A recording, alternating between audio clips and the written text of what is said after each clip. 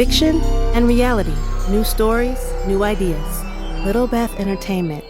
Welcome to the first episode of Season 9 of The Rocketry Show at TheRocketryShow.com.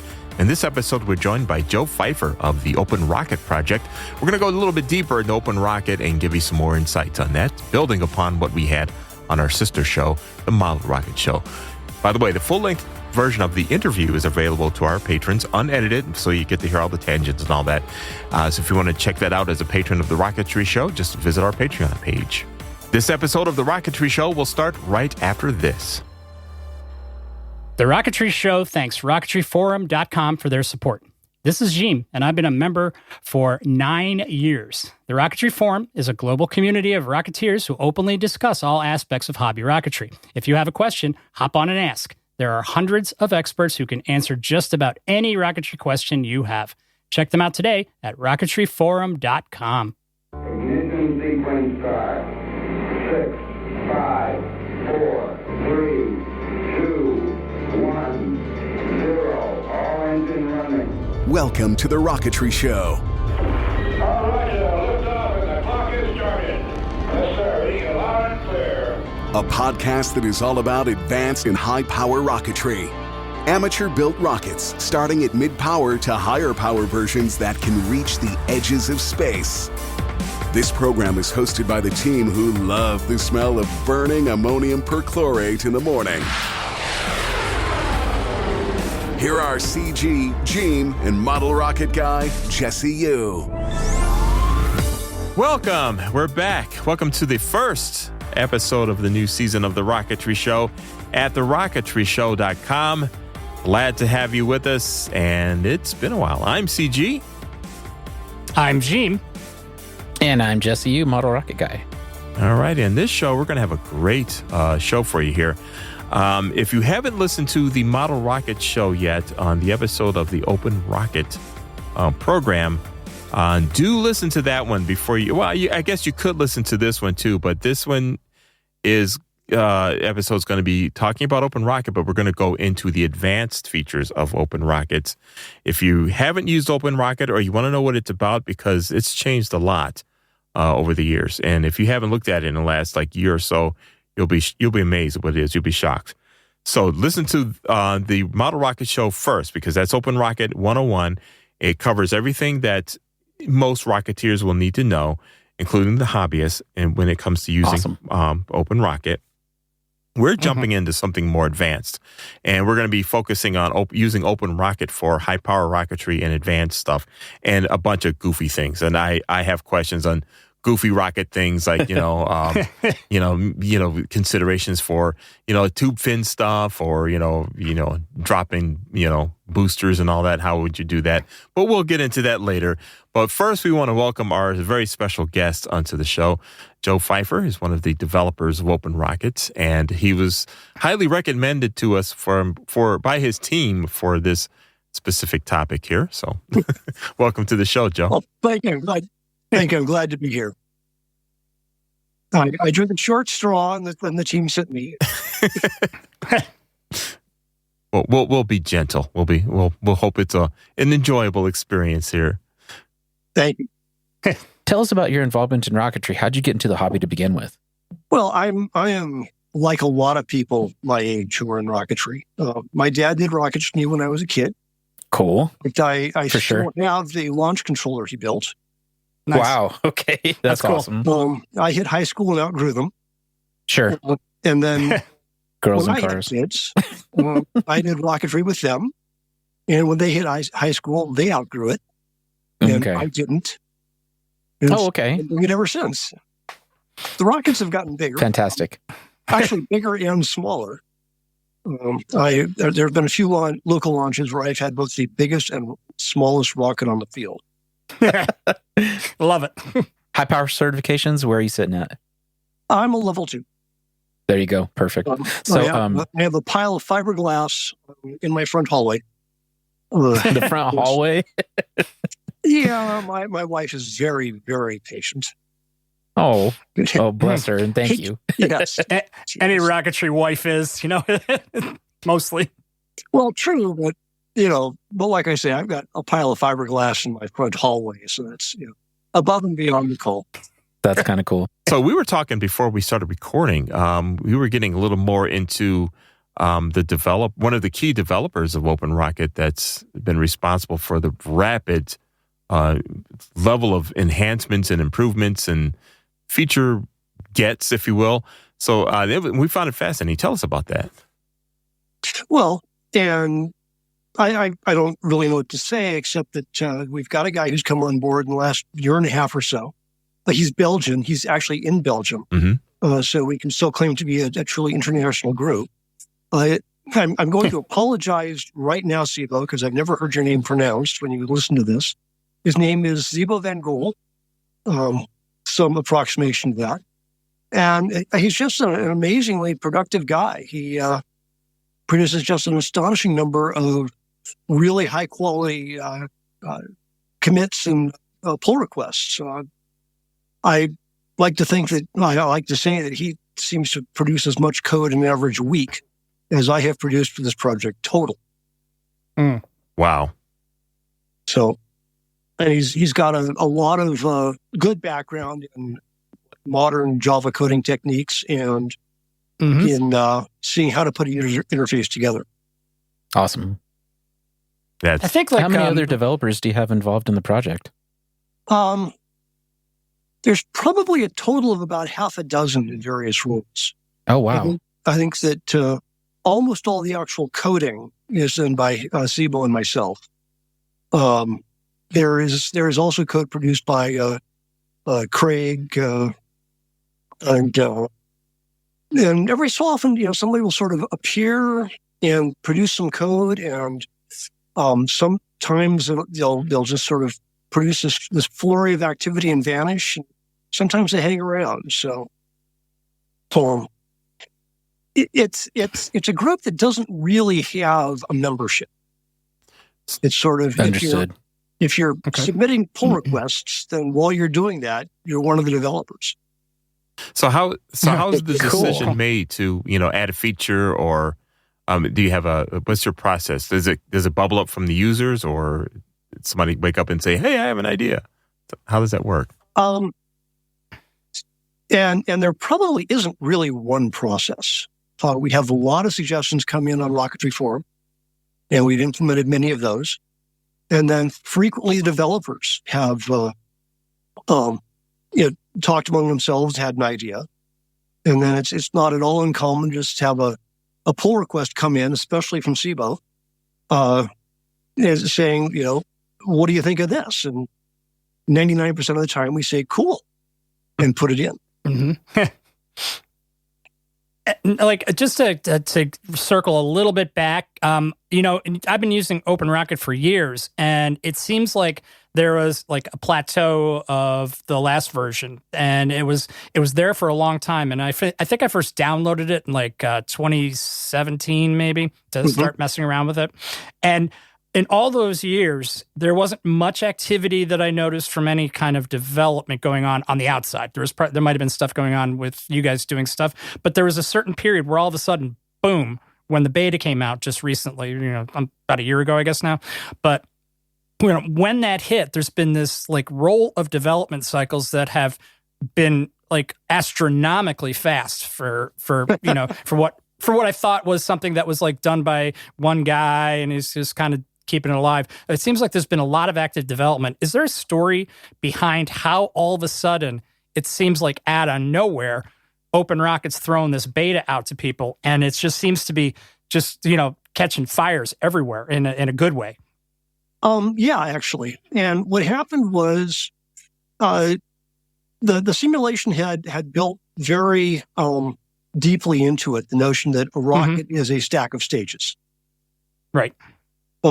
And right after the version came out in 2015, the developers at the time, and I should say this is before I was involved, decided to add the notion of pods, where you can have, a new part of the rocket that is sort of off to the side, and then you can have fins and things attached to that pod. Okay. And that doesn't sound like a big deal, but the extent to which that has rippled through the code base and taken years and years of huge amounts of recoding is just hard to overstate. And there has been periods of active development, and there's been periods where we sort of thought the project was virtually dead, and then active development again. And then finally, this February, we decided we had it at a point where we could put it out, let people see it, let people try it. And both the momentum that we've had recently and the momentum from getting requests and bug reports from users has been responsible for the pace since then. So yeah, a lot was going on behind the scenes where just nobody could see it. Okay. Right. So is it essentially did you have to do any like code rewrites from the bare metal on up, as they say, to accomplish the new enhancements, or were you able to take advantage of most of the work you already did in the past? And it's best described as additions to that work. Okay, so so you didn't have to tear anything apart. Like, very little had to be just thrown away. Okay. So let's go back just a little bit further. And Joe, can you tell us like some of the history that you understand from the past and of how OpenRocket got started, and kind of tell us your story of how you got involved? Well, yeah, it's a good thing that the founder just popped up recently and talked to us, because I did not remember the date until he mentioned it. Oh, that's awesome. But there was a Finnish grad student doing his master's project, and he did a model rocket simulation program for his master's. The guy's name was another apology here for a name I've never heard pronounced, but Sure. His name at the time was Sampo Niskanen, and since then he's gotten married. And apparently in Finland, the tradition is that the husband takes the wife's name, and so his name is now Sampo Justila. And again, I'm sure those pronunciations are I apologize, Sampo, when you listen to this. So he did just an astonishing master's project. I was a computer science professor for decades, and I had very few projects that looked anything like this guy turned out. And then the next thing is that all master's projects have the same fate. The project the report is written, the final exam is passed, and the project dies. Okay. Sampo, instead of letting it die, put it on SourceForge. And so that drew a community and drew developers. Awesome. And there was a steady stream of development from then, till 2015. It did end up moving over to GitHub at some point. I'd have to look up when. Sure. So which is where it resides now. Too cool. His life got busy, so he's actually no longer involved. But he is definitely deserves all the credit for getting this thing started. When you talk to him next, tell him, obviously thank you for his contributions, because, that kicked off everybody to do something fun for themselves and, for the hobby. So, that's what it's all about. Right. And we look at it. And thank you guys, of course, for continuing the legacy, because that's a legacy that obviously needs to be continued. So thank you for your assistance with all that. My own involvement. Yes. It's funny. I don't really remember sort of, exactly years things happened, but at some point I stopped wanting to build kits and wanted to build my own rockets. Right. And going through the Berman calculations by hand is, it's not, God, it is not difficult, but it is tedious. And so I started, looking for software. I am a very hardcore Linux geek. Sure. So, we kind of gathered that. But so RockSim and RasAero were completely out of the question for me. And I found OpenRocket and started using it. And actually, I found my first pull request a while back. It was 2018. I don't remember what it was now, but that's That's when I first started contributing to it. Awesome. Wow. Well, I throw my students right into Open Rocket if they've never, because I've got a lot of high school kids. I'm a TARC team coach, and they've never, some of them have never built a rocket before. So the first thing I do is I put Open Rocket on their machine and say, look at some of these examples and get me an altitude of so-and-so feet and use this motor and see what you can do. I'm not telling them a damn thing about it. See how they go. A lot of them, I've got one guy now who's actually doing a 3-stage simulation that should go about 100 kilometers up. So, wow. So he's picked up just by playing around with it. And that's the way that they're learning it, because I could teach them stuff, but it's such a rich program that everybody has their own way of doing things. So those examples are great. Here's an example. Take a look at them and then go and run and see what you can come up with. So, and I'm really pleased with the new user interface. Well, a couple of things. I am a Mac technician by trade, so I'm glad that the new version is a drag and drop that you don't have to wrap up into a Java wrapper executable, blah, blah, blah. I love that. So I can just drag and drop it onto somebody's machine. And I also love how the user interface seems to be more intuitive, I guess. I've been doing simulation programs, but the latest version out, the kids are really just burning through it, and they're doing stuff that I never even have done before with it. So which is cool. There's something that's screaming at me that I just want to just ask about some questions. I was going through the examples, and simulation extensions seems to be something that is really exciting, although I'm not quite sure what you can do to make that work. Can you tell us a little bit about what the simulation extensions are, what they do, and maybe just a kind of a brief and to give us a little more understanding of it? Yeah, and you're asking about the extensions like simulation listeners and such. Yes. Okay. Yes, I saw that in examples, and I was just like, that looks really cool. Looks really awesome. How do I use it? It's a mess.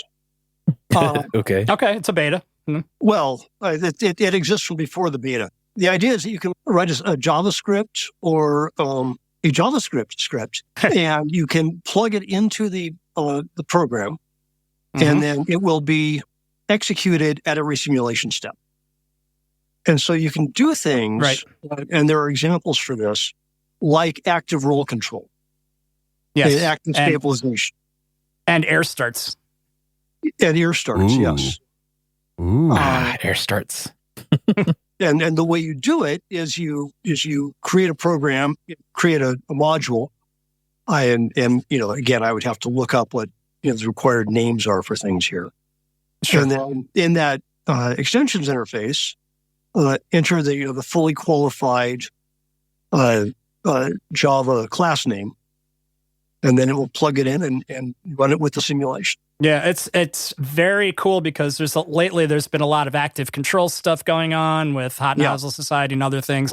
And it really would, if you know a little bit of JavaScript, I'm guessing that you could pretty much roll an amazing simulation from this. And you could. Oh, you definitely could. Are you able to say what the scripting kind of looks like if you were to look at a script file, or is that part of the mess? It's Java code. Okay, so okay. So you actually have to know some Java to. And okay, got it. I'm going to say I believe there's a way to do it from Python, but again, it is just plain real live coding. So what I'm thinking is the active open community. If somebody writes a good extension, so I mean I could see this as being a whole library of possible modules that people could use and openly share and kind of I could see Rocket Guys doing that, which could be pretty cool.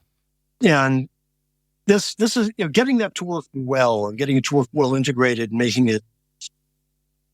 It'll never be easy, but making it practical to do that is one of the things I'm hoping we end up looking at after we get this final release out.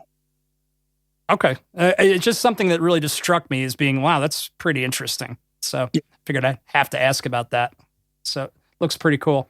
So when, what was the rationale behind getting, you were saying user interface. So how do you guys is it just from like getting like user feedback that you change something in the UI, or is it like you guys talking and, like kind of like a little bit more about how that process works? Like because you're not a UI guy, you're a command line guy, right? And how does that work in your creative process if, that somebody says something and then you add it in, or, and I know we're talking about community here, but like how many people are really involved in that kind of a thing? And there's probably 4 of us that really come to consensus on things. When you ask you, what is our process? When you've got 4 people, you may not have a defined process. Yes. And so it really is, a user will file an issue, or a user will say something on the Rocketry forum, and we'll pick it up and go with it, or we won't, depending on whether it makes sense to us. Well, yeah. I mean, that's hard to field everything. Do you get a lot of good feedback from Rocketry Forum? And how do you feel about like the Facebook group that was created? I see that you're a member of that. Do you get a lot of feedback and good attention from that? Like, is it beneficial for you guys? Yes, it is. We get a lot of good feedback from both of those sources. Awesome. We get a lot of users saying, this doesn't work. Why not? And sometimes this is, sometimes I can answer on the Facebook page and say, well, because you're doing it. Sure. I don't think I've ever phrased it quite like that. And there are several issues that various developers have filed that are just either a transcription from the Facebook group or a link to a comment on the Rocketry forum. A lot of looking at where we get stuff from is if you go to our GitHub repository, you'll see at last count 130 open active issues. Right. That's a lot of use, man. Seriously. I mean, that's like straight up, everybody, within their internal jobs has a repository, right? And GitHub, obviously, for the bigger, wider audience on the outside of any business, that's pretty impressive. That's a lot of feedback. That's a lot of little bugs and a lot of things that people bring to your attention. How are you maintaining that? And I guess more importantly, Joe, do you like doing it? Are you finding joy and fun and working out these and solving these bugs, Are you aware of what my salary is? Well, maybe. Probably the same as ours. Yeah. If I didn't like it, I wouldn't be doing it. Right. See, and that's the $1 million thing right there. So, not only do we want to say thank you for keeping up with that kind of stuff, because, people need to be involved. And when you are, your heart's into it and, you're in it for the right reasons. So, I appreciate that. It's just, the joy of like building rockets, designing rockets, putting out kits, selling kits, and just doing things, like this. A lot of people don't realize and maybe don't even appreciate. So, hats off to you guys, and thank you for doing everything you do with that stuff. It's fun. Like I said, it is fun. That's why I do it. Good answers. We're going to take this moment here at that convenient spot to take a break here, and we'll come back with more with Joe Pfeiffer from Open Rockets, and we're going to start. I think we're going to get into more some high power stuff here. I think we're almost to that point. So we'll be back right after this on the Rocketry Show at TheRocketryShow.com. Stay close. We'll be right back. It's time for Serious Rocketry. Serious Rocketry since 1998, providing the Rocketeer with great kits, motors, supplies, and more. They have lots of products in their ever-growing web store with fast shipping, wide selection, and courteous service. You can find lots of serious kits that are harkening back to the days of fun-to-build detailed kits that are more than just 3 fins and a nose cone. And Gene, what did you find? Oh, it's like I always find something when I go to the website, but today I just kind of came upon looking and it's like, there's a rocket that I haven't given much love to, and as much as an archer kind of guy that I am, it's kind of interesting that I haven't got this yet. But the Aerotech Strong Arm is a fantastic 2.6-inch kit that looks like it's got like your standard missile design. It's a scale light kit.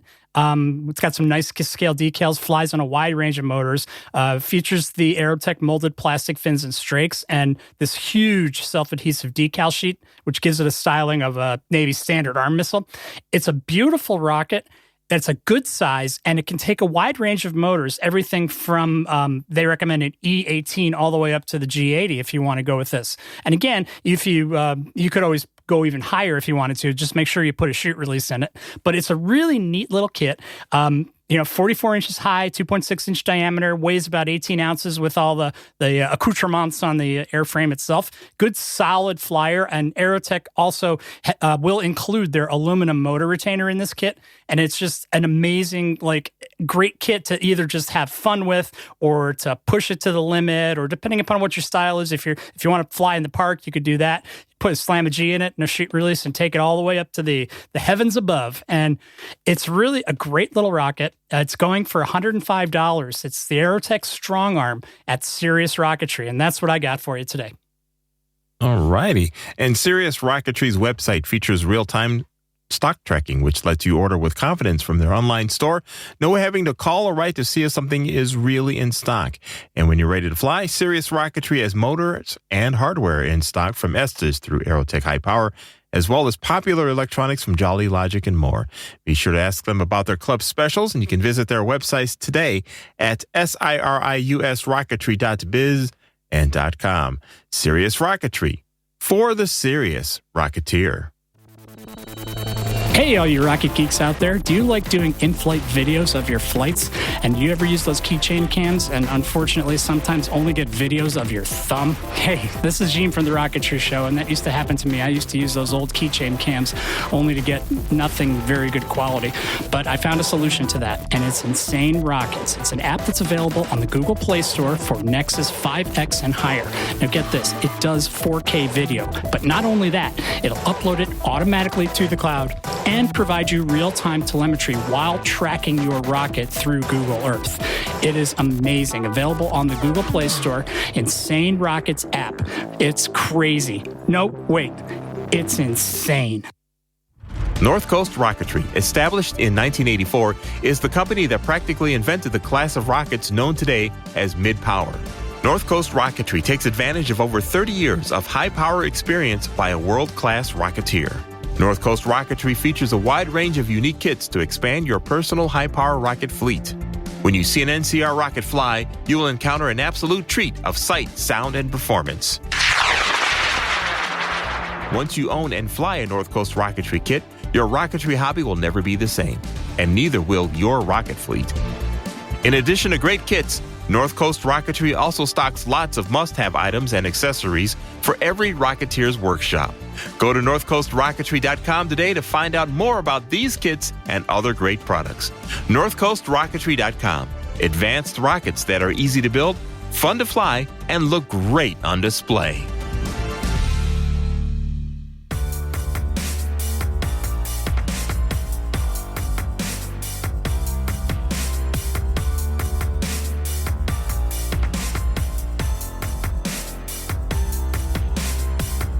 Welcome back to The Rocketry Show at TheRocketryShow.com. I'm CG. We're joined by Gene and Jesse.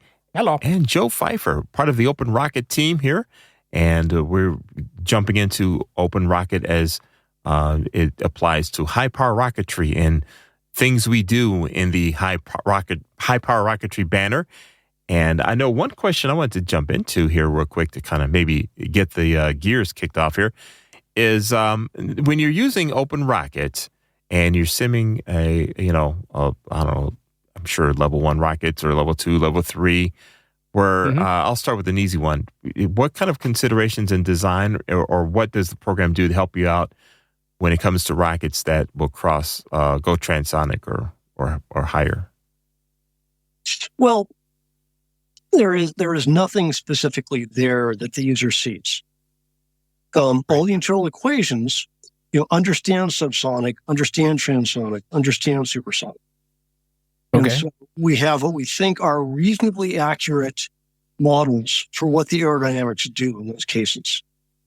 We don't have anything where it tells the user, this at this point we are now transonic. Right. In large part because there is no single point at which you are now transonic. Right. It varies, depending on conditions, Well, it's not just depending on conditions. I mean, it's as the compressibility of the air starts to matter. Yes. You're going transonic, and so as that happens, the program tries to account for it. We do what I think is a good job of handling things like pressure drag, as pressure becomes important, handling what happens to the surface friction at those speeds. We do nothing in terms of shock waves. Okay. There's nothing at all in terms of we've got a shock wave from, one part of the rocket impacting another part of the rocket that's, one of these funky pod, multiple fin things.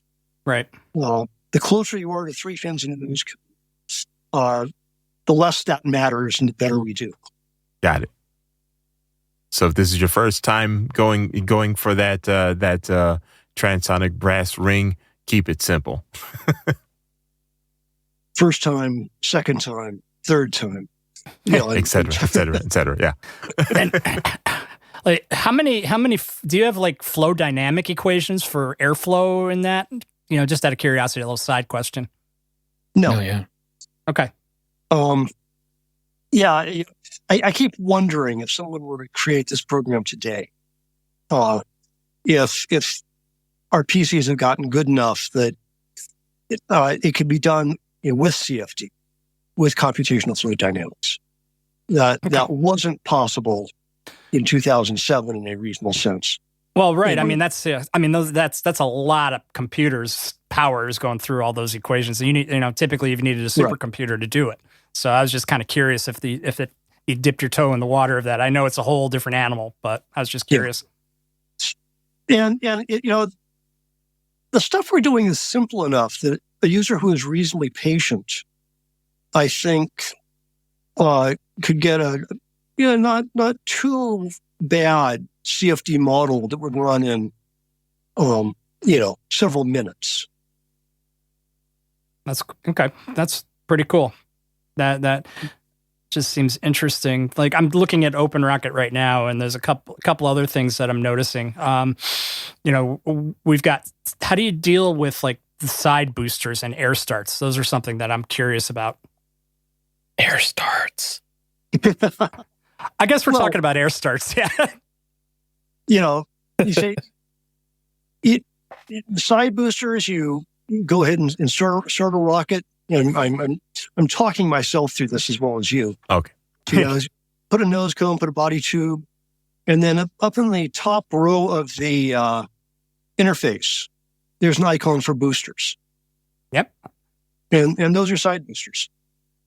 Yep. And you've got all your mass overrides. You can override the center of gravity, coefficient of drag.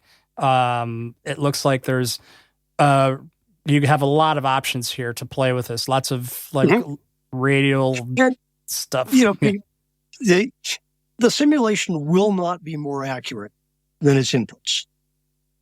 Right. That's sort of a given. Garbage in, garbage out. I knew someone was going to say that, but it's exactly true. Yeah. And so, we have our library of parts and materials, and we take a guess at what the rocket's going to weigh, where the center of gravity is based on that. When you really build the rocket, then you know what it's really going to weigh, or the center of gravity really is. And so you can override our guesses with the right numbers. Well, that's how you tweak it. You get, what I do is I'll do a simulation, I'll build a rocket, get that, and then do an actual flight, and then take that data and try and match it and tweak the simulation a little bit so I can kind of hone that rocket in, especially for TARC, that's really important. Exactly. So, once you've flown it, you can adjust the surface friction or surface roughness. And now we've got the direct drag coefficient override. Right. I saw that. They can, add a bias in there with it. Which is, center of gravity. Yeah. All those overrides are all in there. And what's also cool in the booster set that I'm noticing is you can leave them stuck on the rocket. You can have them separate, and you have various options of when those side boosters fall off, essentially. Upper stage motor ignition, current stage motor ignition, current stage motor burnout, current stage ejection charge at launch or never. These are great options because it sounds like, whoever did this part of it thought about, okay, I've got a rocket with side boosters. First question, do they have motors? Second question, do they eject and come off the rocket, and when does that happen? So that in itself, just with the boosters, is pretty cool. I mean, that's like really going deep on that, because I know guys that love their side boosters, and they'll have them pop off, they'll have them leave them on, and it's kind of cool that all that stuff is in there in one box that opens up as your config, to set it up. Thank you. I don't know why I'm saying thank you, because I didn't write it.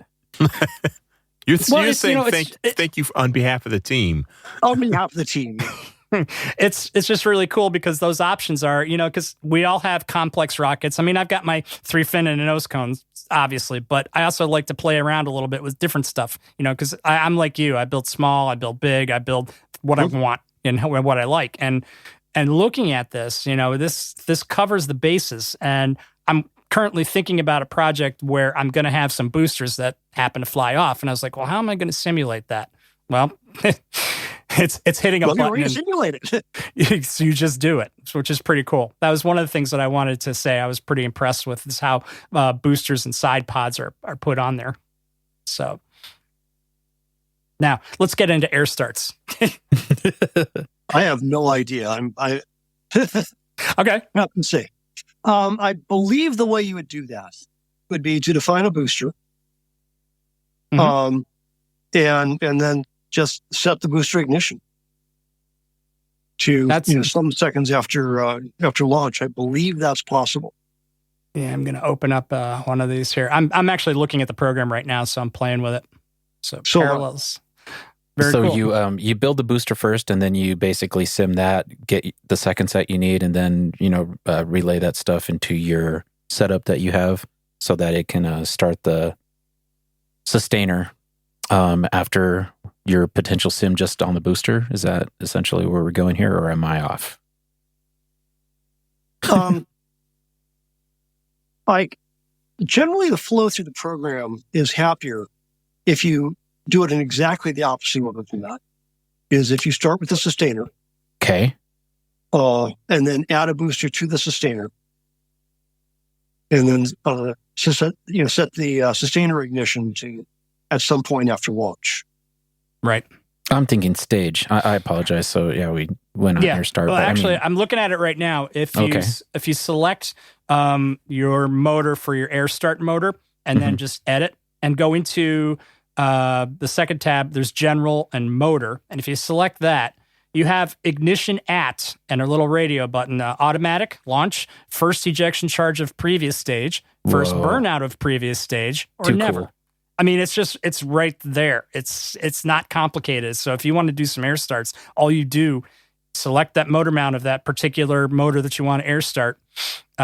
Make sure that it's set as a motor mount, and then you can overhang it and then have it ignite in any of those options.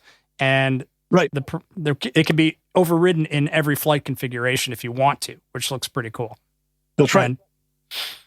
And that's just and if you wanted to add another stage to that, you could do multiple stages and then do air starts on each one of those different stages if you wanted to, from what I'm looking at, which is pretty exciting and crazy, and I love it.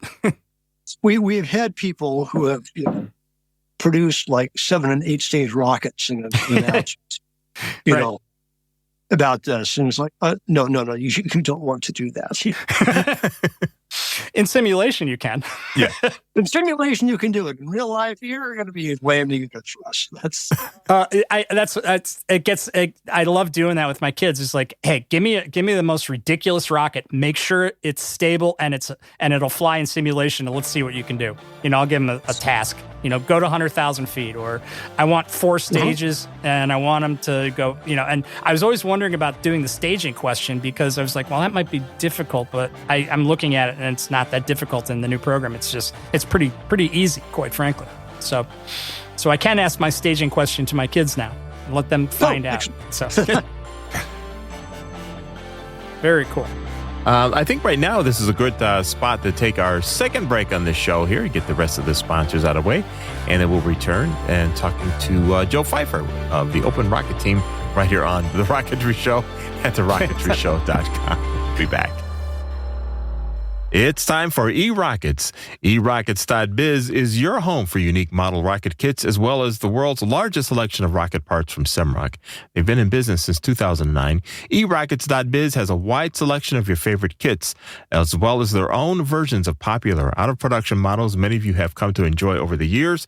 And Jesse, you've been looking around at that list. What did you find? So right now, all the park flyers, 30% off for the Hyperlock, the Tomahawk, the Sandhawk, the Magnum, the regular Hawk, and the Easy E, and the Iris. Those are the 1.6-inch park flyers, 29 millimeter. These particular rockets are the ones that are good to even adapt down to 24 millimeter. You can still launch them in a park. These do have plywood fins, through-the-wall slots. They all come with chutes. They all come with recovery line. These are pretty simple rockets, and 40% off, guys. That's almost wholesale. I'm just saying.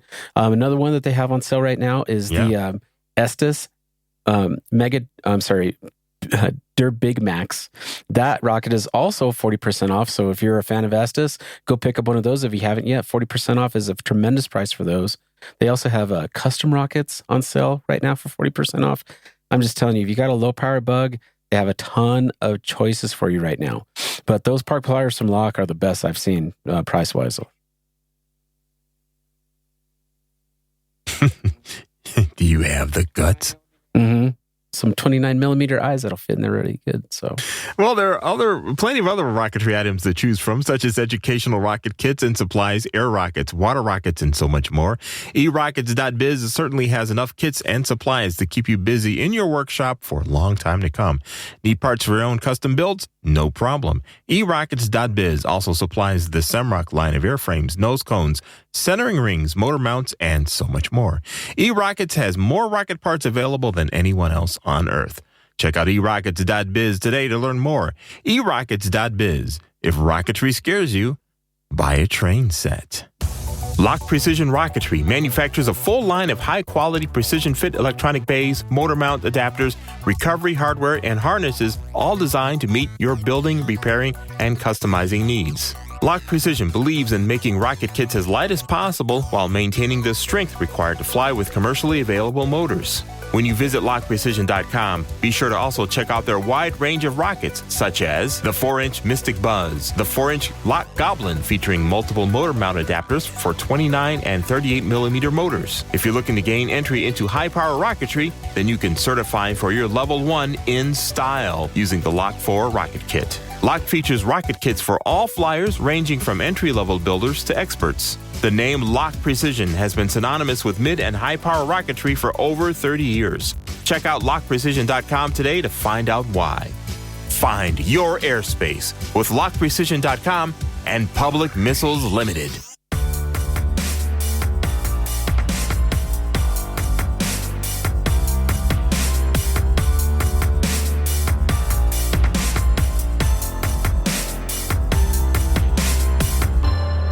Welcome back to The Rocketry Show at TheRocketryShow.com.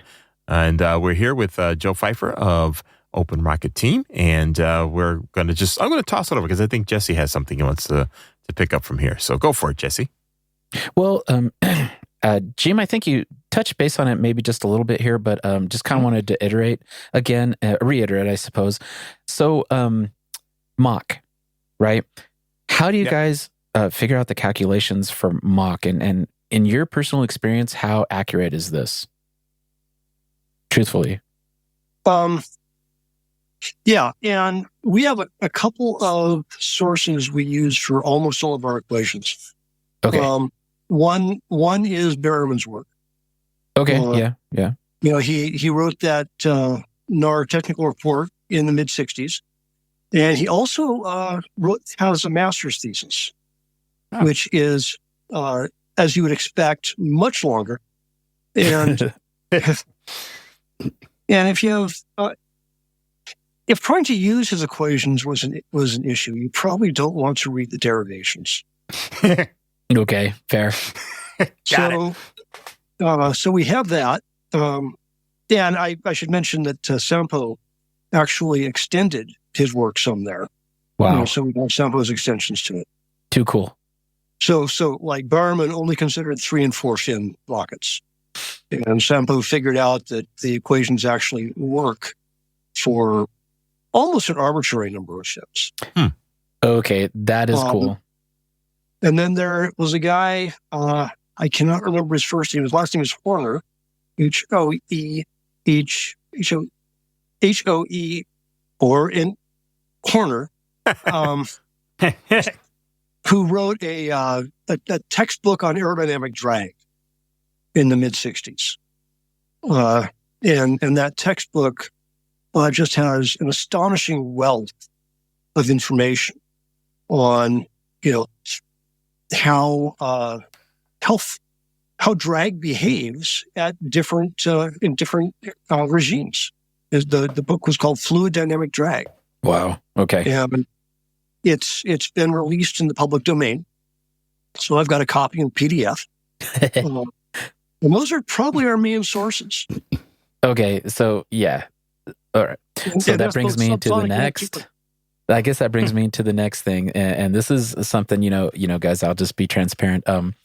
I did not sim my level 3 correctly. I had to go back and take a look at a couple of things, and what I submitted to James, he looks at it and he's like, "Your rocket's not like that. We need to take a look at it," and we did. So let's just talk about this. In your experience, what is the most common mistake that users are having when they're developing their sims and they're trying to get to a certain Mach speed, trying to get to a certain altitude? It's about entering the weight, right? Like, are they not doing the mass overrides correctly? Like, what is your experience with like the most common problem that our users are having? And trying to pick a single most common is hard. Okay. Well, then that's good to know. Users have an astonishing imagination for finding ways to do things wrong. Okay. We got a bug report for somebody who had a 2-stage rocket, and whose booster stage did not have a motor mount defined. So it could be relatively simple. It could be something that was overlooked. Okay. And it turns out that what the program did at that point is uncaught exception. That's been fixed now, so it will tell you that you screwed up instead of just breaking. Nice. Oh wow. Okay. See, that's really cool. All right. Yeah. Once you've gotten past stuff like that, where we'll have people report bugs when they didn't put parachutes in their rockets. Okay. It's probably not tuning the simulation. I mean, Gene has been talking a lot about mass overrides, CG overrides. Mm-hmm. Yes. As you build the rocket, you need to do that. And we will have people... And what happens now is not anything glaring like an exception. It's wrong answers. Spaceport America Cup last year. Mm-hmm. We had a team that had simmed their rocket with both Open Rocket and RAS Aero. Okay. And simulation results were very different. And RAS Aero said it was going to make like 13,000 feet, which is 3,000 feet above their goal. And Open Rocket said it was going to be pretty close to 10,000, which was their goal. Mm-hmm. So they contacted me after the competition and told me we only got about 13,000. And their conclusion was that Open Rocket was not good when it went supersonic. And I had them send me simulation files. And their RAS Aero file, they said the surface finish was polished. And in the Open Rocket file, they said it was rough. Changing that to polished, it was, I forget what the result was. It was not as accurate as RAS Aero, but it was like 12,000, 12,500. Okay. Crazy. Okay. Wow. So just getting, and friction is important. Mm-hmm. In a rocket. Yeah. Right. Yeah, we've talked about that on other episodes in the past.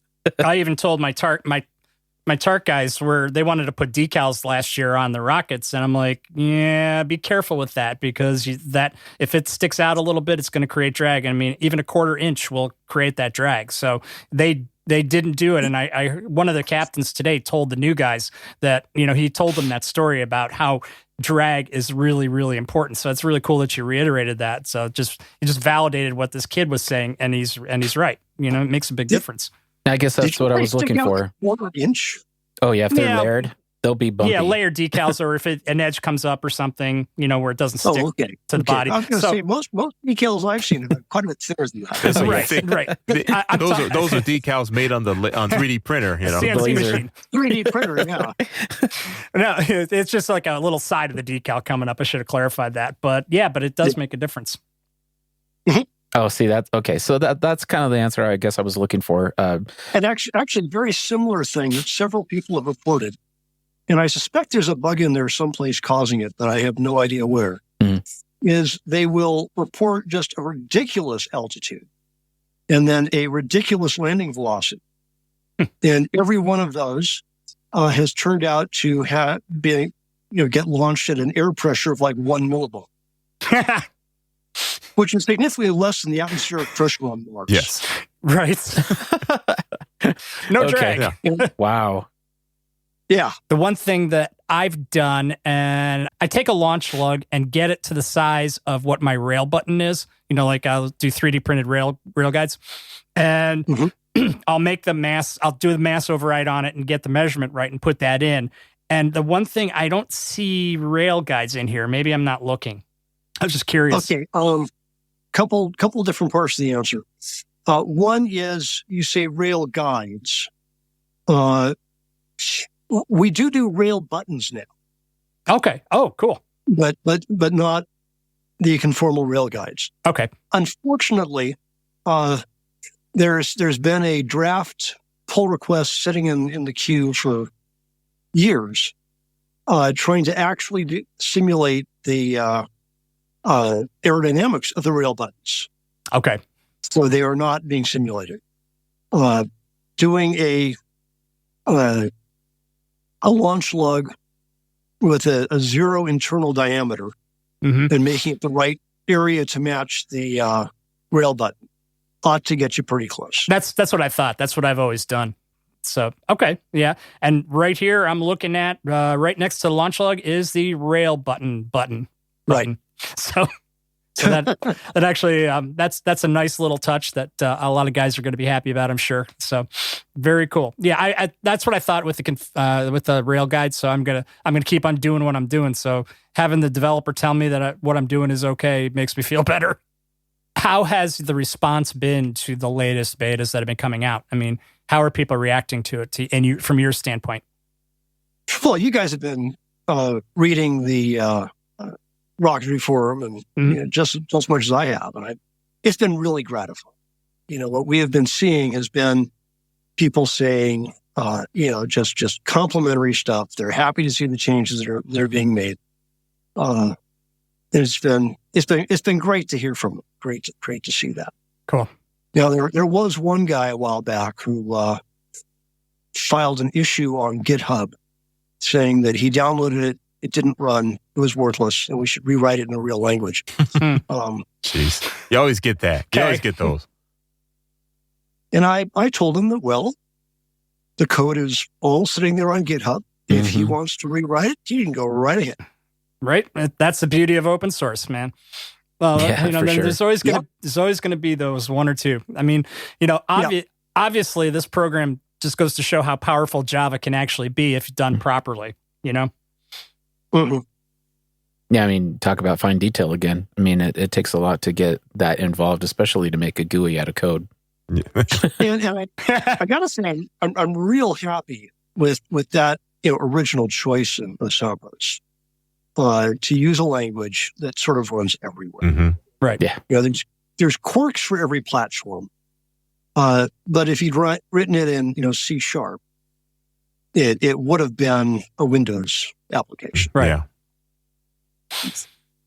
And I'm happily using it on my Mac. I mean, I worked for Apple for a number of years, so you know where my place is. But I'm loving that this thing, and you don't have to do anything. Just drag and drop it over into your applications, and allow the security system to just let it go, and everything's fine. And I should mention that the guys I want to mention are a company called Install4j, and they have just a terrific multi-platform installer system. Okay, which we are now using. When our normal way of downloading OpenRocket downloads one of their installers. And the reason they deserve a shout out is that because we are open source, they are free. So they're nice.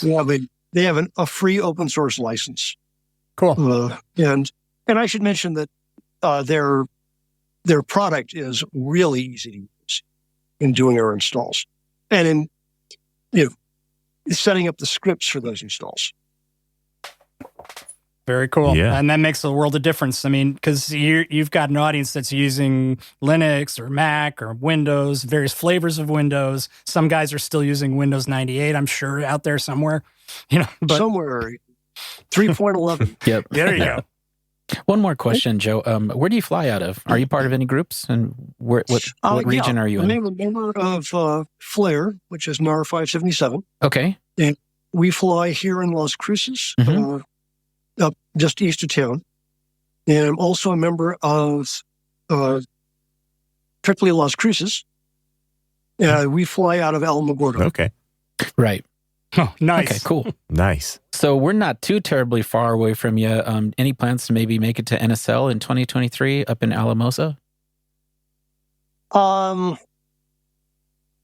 don't know. Plan on that, man. I'm trying to remember. There was a Colorado NSL I made it to in, I don't know, 2011, I think. Okay. Roughly then. Yeah. Because it would do.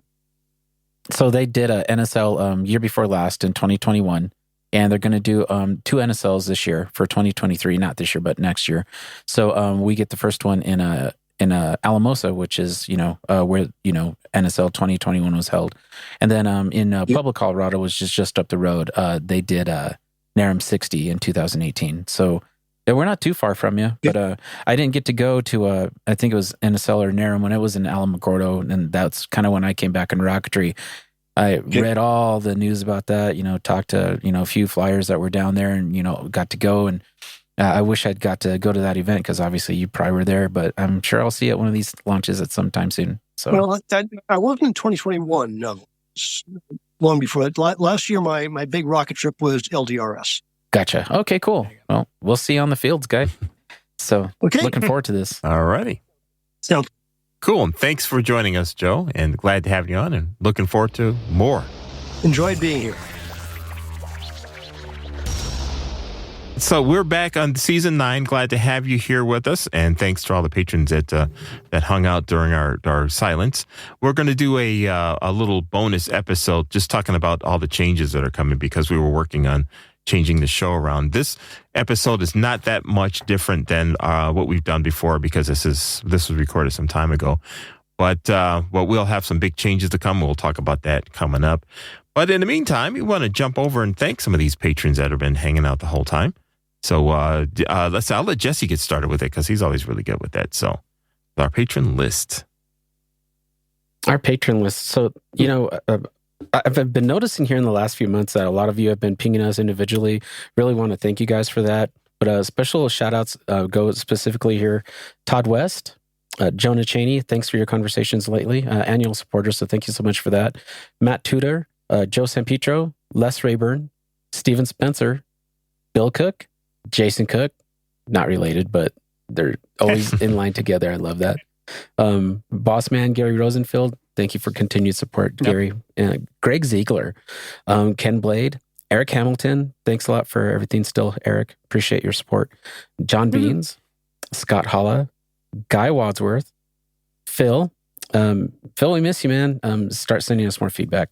We want to hear your voice again. Tom Rum, Stephen Ray, thanks a lot, Stephen. Amanda Ho, thank you for your continued support. Steve Sainer and Mark, what's your last name again? I always, I think I say that every time I call it Mark's name, but, And then Randy Milliken from railbuttons.com. Thank you, Randy, for your continued support. I love those new colored rail buttons. I don't know if you guys have seen those yet. They're really cool. Philip Kelly, my homeboy here from Colorado. Everdon Rocketry, that's Don Cheney up in Canada. I can't remember exactly what province, but thanks a lot, Don. I appreciate your continued support. And then, of course, Stacey Worley with High Tech Redneck Rocketry. So thanks a lot, guys. Yeah, thank you so much. Okay, and then moving along down the list, we have Jim Fields of Michiana Rocketry. That's an annual. Brett Nowaki, new. Yay, thanks, Brett. Appreciate the support. Thank you very, very much. Yes. Timothy Mock, Jeff Curtis, Team Semrock. Gotta love you guys. I love Team Semrock. Trucker Jim Wilson. Phil Bridges, Roy Tyson, Norman Perkel, Gary Dow, Alan Wellington. Thanks, guys, so much. Don Johnson, Pierre Marlou, Jeff Curtis, John Bryan, Casey Anderson, my boy Casey, man. Love you. Mark Esselwine, Jimmy Burgess of Paradise Rocketry, Jason O'Shalley. Hopefully I pronounced that correctly. Thank you. George Ratcher Jr., Little Rocker, JohnRocket.com. Or I think it's George Raycord Jr. George Raycord Jr. George Rocker. Sorry, that's it. So I did get it right. George Rocker Jr., yeah. Oh, yeah, initially. George Rocker Jr. Yep. Thanks. John Rocket, Jason Rodney, Conway Stevens, Paul Oliveri, Sam Feinberg, Joe Sicker, and I always got that one right now, right? Sean Falkingham, Brian Scheckenberger, and John Thompson. Thank you guys so much. It's because of you guys that we can do this. All right, we can round out the list here with Mark McBride. Thank you so much. C. McCauley. Also, Rocket Lab Delta, they're a new one. Thanks for supporting the Rocketry Show. Carl Hunting, the Piedmont Student Launch Team. Way to go, Chris guys. Irving. Yeah, Chris Irving. David Simmons in there as well. SBR Rocketry. Or should I say Fusion Rocket.biz? Which one? SBR Rocketry? SBR Rocketry. Okay, SBR Rocket. Yeah, the Fusion Rocket.biz is their website. So. And that's Scott Binder and crew. Yes. Yeah. So SBR Rocketry and John Kusher, Kelsey Black, Brian Reniger, Jerry Krause, Justin O'Neill, Terry Dancer, Mike Krupe from Mock Performance, and Brett Brasmick. He's a new one, an annual one. So thank you so much. Yeah, Brent's a Colorado native too, so thanks a lot, Brent. I'm glad you were able to join us. CG, let me interject really quick here. I just wanted to clarify something. So Norman Perkel, he was on our second page that Jim read off. Norman, unfortunately, isn't with us anymore, but he was still kind of subscribed as a member. So, until he drops off, we will continue to mention him, but I just wanted to make sure that everybody knows, especially from the Facebook groups, that we do miss Norman. I miss talking to the guy. He's going to be in our hearts forever, and we'll certainly put up some rockets for him this year. So thanks a lot, guys. Well, wherever you are, thank you for being a supporting member of the show. And for all of you now, I have to point out, for all of you, thanks for hanging in there while we were working out things on the show. You guys kept the lights and the websites on, because we're not doing shows. We're not making money on any sponsors. So there you go. So thanks a lot once again. A very special thanks. And we'll be doing a little show to tell you what's coming up with the program and what we're up to and why we were quiet for so long. So there you go. Well, we're going to walk on out here. I want to let you know real quick, too, if you enjoyed the interview, there's a little more to the interview, because we're trying to keep the shows at 60 minutes. And that's one of the big changes there. So the interviews could be slightly edited or very highly edited. So this one was kind of moderately edited. I think there's about 10 minutes more of conversation or so that we had. So on the patron side, we'll have the complete interview just posted, the interview by itself. This episode will go up on Patreon, just like always, but then the interview will be up there on its own for you to check out the whole thing. So have fun with that. And I guess on that note, keep your eyes in the skies. All righty. We'll see you next time here at Rocketry Show at TheRocketryShow.com. Have a good one. Have a comment? We'd love to hear it. Send them to mailbag@TheRocketryShow.com. If you enjoyed what you heard, don't forget to check out our sister show, TheModelRocketShow.com. The Model Rocket Show is hosted by the Rocket Noob and is all about low to mid-power rocketry. TheModelRocketShow.com with Daniel, the Rocket Noob. Check it out today. The views and opinions expressed on these programs are those of the participants and do not necessarily reflect those of Little Beth Entertainment or its sponsors.